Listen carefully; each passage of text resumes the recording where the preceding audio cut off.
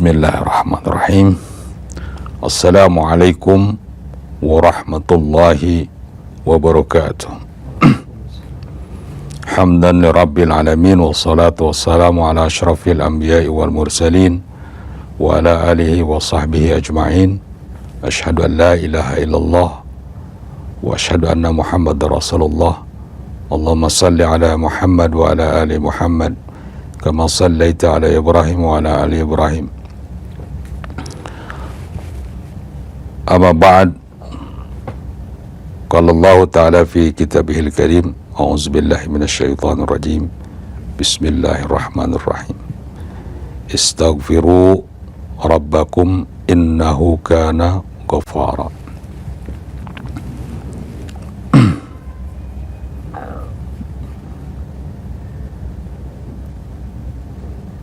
Sahabat mutiara iman yang dirahmati Allah Subhanahu wa taala, pada kesempatan ini saya akan mengelaborasi tentang istighfar ya. Istighfar ini diambil dari kata dalam bahasa Arab 3 huruf ya, go, fa, ro. Nah, go, fa, ro ini ditambah, dalam bahasa Arab itu ada tambahan jadi istaghfaro, jadi 6 itu. Kemudian nanti ada isim fa'ilnya ya, dalam bahasa santri itu atau pelakunya, yang artinya bisa gofir, bisa gofar, bisa gofur. Nah, kita akan menemukan sifat Allah di dalam Al-Quran. Pertama sifat gofir, panjang ginnya, gofir. Kemudian kata gofur, wawunya yang panjang. Kemudian gofar, fa-nya yang panjang. Jadi gofir, gin yang panjang, gofir. Kemudian gofar ya, jadi fa yang panjang, kemudian gofur itu ditambah wawu, tambah alif, tambah wawu. Itu sifat Allah untuk menyebut bahwa Allah Maha Pengampun. Nah, di dalam Al-Quran kita akan menemukan paling tidak istighfar ini ada sekitar 63 kali disebut oleh Al-Quran. 63 kali disebut oleh Al-Quran. Nah, untuk sifat Allah yang banyak disebutkan di dalam Al-Quran tentang pengampunan Allah itu, ada yang disebut dengan Ghafur, ini paling banyak sebutan Ghafur ini dalam Al-Quran. Kemudian ada yang sebutan Ghafar, itu kalau tidak salah itu hanya disebut 4 kali di dalam Al-Quran. Pemirsa Kompas TV yang dimuliakan Allah Subhanahu wa taala, istighfar secara bahasa itu diambil dari kata gofaro, istaghfaro, artinya memohon ampunan gitu. Memohon ampunan atau meminta ampunan kepada Allah Subhanahu wa taala. Nah, kemudian istighfar itu tentu saja ketika kita niat ikhlas, sungguh-sungguh pada Allah, menginginkan agar kita bersih hati kita, ya kan, diampuni dosa-dosa kita, pasti Allah akan mengabulkannya gitu. Nah, kecuali kalau kita atau seseorang ketika bermunajat, meminta kepada Allah, beristighfar kepada Allah pada posisi dia syirik gitu. Nah, kalau posisi syirik atau menyekutukan Allah, dia tidak akan diampuni dosanya. Nah, jadi istighfar itu adalah permintaan atau permohonan ampun kepada Allah. Nah, untuk memahami ini supaya kita bisa mengamalkan sedikit demi sedikit apa yang disabdakan oleh Rasulullah dan apa yang difirmankan oleh Al-Quran Al-Karim, kita akan masuk dulu kepada sifat Allah Ghafur. Sifat Allah Ghafur. Pertanyaan yang sering kita dengar itu adalah pertanyaan, saya mau bateing dosa nage, jika mau bisa dihampura ku Allah. Nah itu. Nah jika mau bisa dihampura ku Allah atau tidak akan dimaafkan oleh Subhanahu wa Ta'ala, itu adalah sikap pesimistik yang dimiliki seseorang yang harus dibuang jauh-jauh. Karena di dalam Al-Quran kita akan menemukan ayat la taqnatu min rahmatillah. Jangan kita berputus asa dari rahmat Allah. Innallaha yaghfiru dzunuba jami'a. Nah ini, sesungguhnya Allah akan mengampuni seluruh dosa yang telah kita lakukan. Nah, pemirsa Kompas TV yang dimuliakan Allah, kalau seperti itu maka kita akan menemukan informasi tafsir kata Ghafur, sifat Allah yang Maha Pengampun itu. Kalau kita sering atau biasa menyebut ya Allah, ya Ghafur, ya Allah, ya Ghafur, atau ya Ghafur saja, ya Ghafur, ya Ghafur, ya Ghafur, maka kita juga harus yakin bahwa Allah akan mengampuni seluruh dosa-dosa kita atau dosa-dosa yang telah kita lakukan. Satu tuh Ghafur. Yang kedua Ghafar. Ini akar katanya sama dari kata Ghafaro nih. Kalau kita belajar bahasa Arab, kita akan tahu pasti bahwa mau Ghafurun atau Ghafarun, akar katanya sama dari kata Ghafaro, sama. Nah, kemudian di polanya diganti menjadi Ghafur dan Ghafar. Nah, kalau Ghafar ini sifat Allah, Maha Pengampunnya Allah. Kalau kita berdoa kepada Allah Subhanahu wa Ta'ala atau meminta ampun kepada Allah dengan menyebut kata Ghafar, misalnya ya Allah, ya Ghafar, ya Ghafar, ya Ghafar, ya Ghafar, begitu, maka para ulama ahli tafsir itu menginformasikan kepada kita, Ghafar itu adalah sifat Maha Pengampunnya Allah yang ketika kita meminta ampunan kepada Allah dengan sifat Allah Ghafar itu, Allah akan mengampuni dosa hambanya itu meskipun hambanya itu melakukan dosa berulang-ulang. Itu. Nah, jadi ada dua. Kalau Ghafur, Allah akan mengampuni dosa seluruhnya tanpa tersisa sedikit pun. Nah, kalau Ghafar, Allah akan mengampuni dosa hambanya meskipun hambanya itu melakukan dosa berulang-ulang.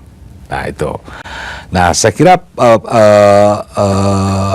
filosofi dari kenapa kita harus meminta kepada Allah Subhanahu wa Ta'ala dengan menyebut kata Ghafur atau kata Ghafar itu, pemahamannya seperti tadi itu. Dosa kita bersih semua, meskipun kita melakukan dosa berulang-ulang juga, ya Allah akan mengampuninya dengan sifat Ghafarnya itu.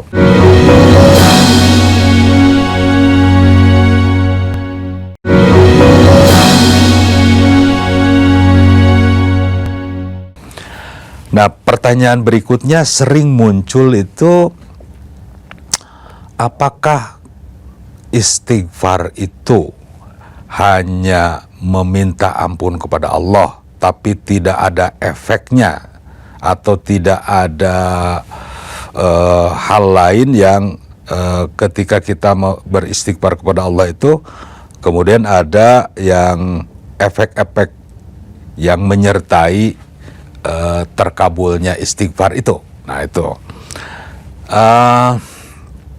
saya kira banyak ya di dalam Al-Quran orang yang beristighfar kepada Allah, seperti yang saya bacakan tadi itu, misalnya kelanjutannya itu yursilis sama alaikum midrara gitu. Itu orang yang meminta kepada Allah, meminta ampunan kepada Allah, dia akan diberi keberkahan rizki oleh Allah berupa hujan rahmat. Ayat selanjutnya atau pemahaman di ayat yang sama itu, Allah akan memberi kita keturunan yang banyak dan berkah, Allah akan memberi kita harta yang banyak. Nah, artinya kalau ada orang yang bertanya, ada nggak sih efek dari beristighfar itu? Jawabannya ada dan banyak. Itu ada dan banyak. Jadi istighfar itu dia memiliki multifunction, fungsi yang double atau yang multi ya. Pertama, kita diampuni dosa kita oleh Allah Subhanahu wa taala. Yang kedua, kita juga pada saat yang sama Allah akan kabulkan seluruh apa yang kita inginkan. Nah, itu. Ada kisah, saya kira kisah ini viral dan populer ya. Kisah seorang ulama yang bernama Syekh Ahmad bin Hambal. Ini kalau kita searching di beberapa informasi di internet ya, kita akan menemukannya. Syekh Ahmad bin Hambal ini muridnya Imam Asy-Syafi'i radhiyallahu anhu. Nah, pada usia senjanya itu dalam bahasa Sunda nama tegugur teu angin, ujug-ujug hayang berangkat ke Basroh dari Baghdad. Ya, dari Basroh ingin pergi ke Baghdad itu. Dan saya kira menjadi tidak mungkin ya dalam kaliber ulama besar kepergiannya tidak ada tujuannya. Tapi ini terjadi pada Syekh Ahmad bin Hambal. Dia pergi tapi nggak ada tujuannya. Jadi ujug-ujug saja, ngaguluyur gitu, pergi ke Basroh. Nah, itu sampai di Basroh tiba-tiba ketemu dengan masjid ya kan, berjamaah. Dia sampai salat isya berjamaah, kemudian karena kecapean dia berbaring di bagian belakang saf belakang masjid. Nah, berbaring di saf belakang masjid itu, kemudian ketika mau tidur itu ada marbot yang datang ya, kemudian mengusir Syekh Ahmad bin Hambal itu agar tidak tidur di masjid. Gitu. Diusir, nggak boleh tidur di sini, gitu ya.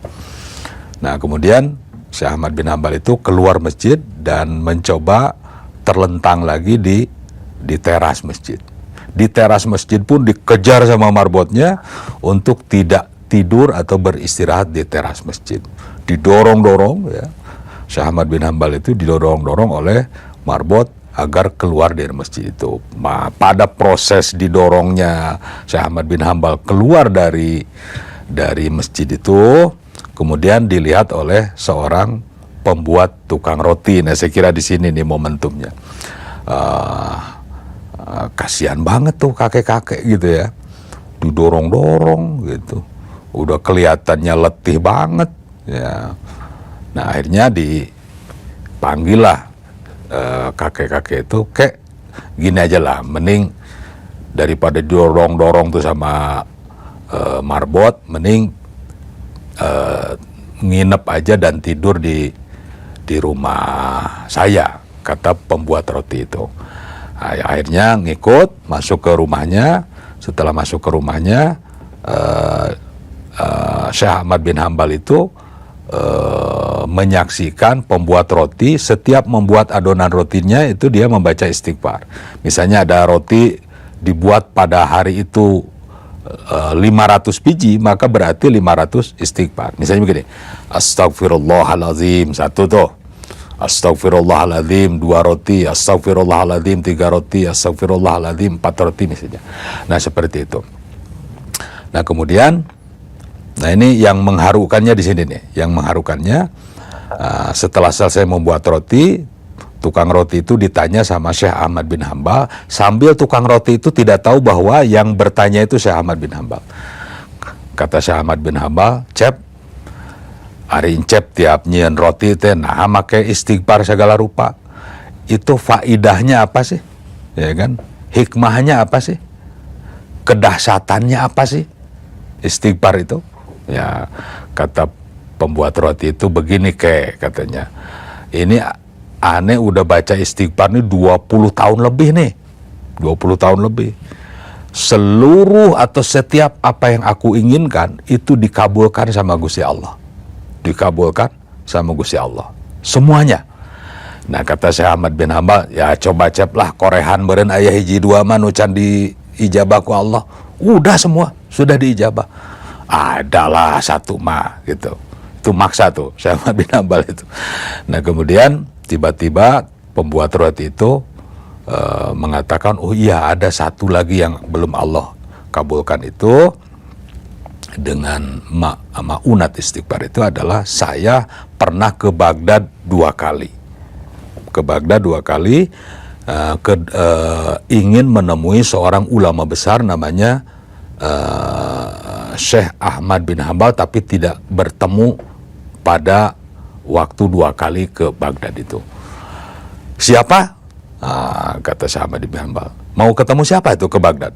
Mau ketemu Syekh Ahmad bin Hambal. Saya adalah yang mengidolakan beliau. Itu berteriak itu Syekh Ahmad bin Hambal berseru ya, dengan menyebut Allahu Akbar, ya Allah, Allahu Akbar.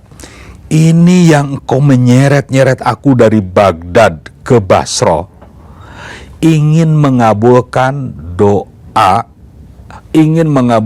doa hamba ini karena istighfarnya, gitu.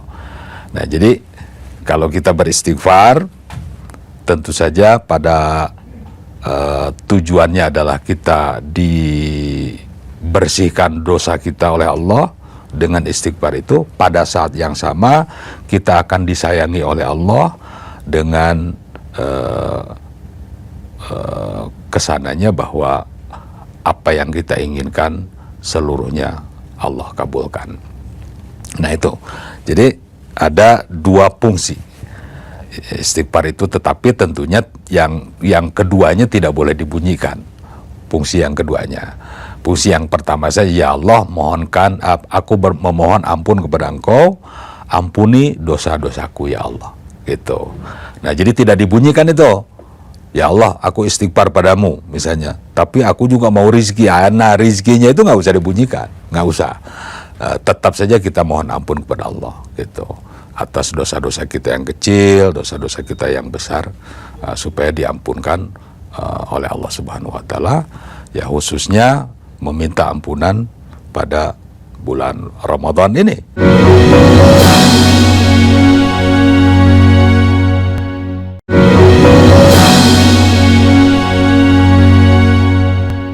Ya, di bulan Ramadan itu saya kira ada 3 fasilitas yang perlu kita tangkap ini. Fasilitas pertama itu 10 malam pertama, yaitu rahmat Allah, ya. Kemudian 10 malam kedua maghfirah Allah, atau 10 hari atau malam ketiga adalah itqun minan nar, jadi terbebas dari api neraka.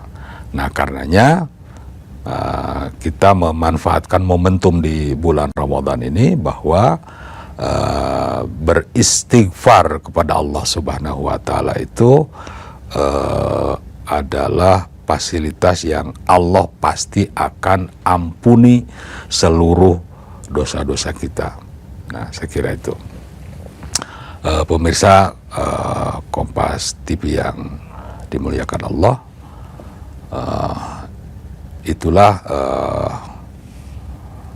informasi tentang istighfar, kemudian efek dari istighfar yang